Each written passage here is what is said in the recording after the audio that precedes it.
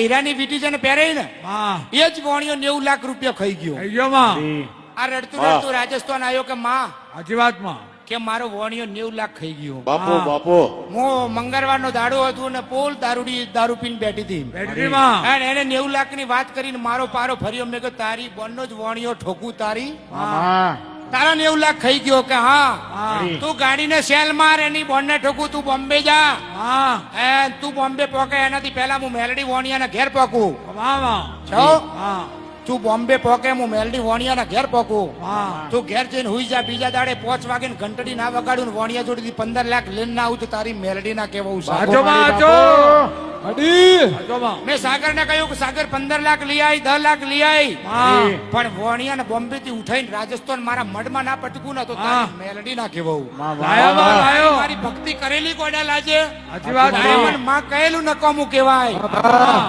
સાગર દોત કાઢ્યા કે માં વોણીઓ પૈસા હાલી દેશે. કમા માળી છે ને મારવાડી છે. હે માં માળીએ છે ને મારવાડીએ છે. હે માં છો હા એટલે નબળી વાત કરી. કરી માં અરે અરે ગોડા હું જીવતી બેઠી છું તું જા તો ખરા.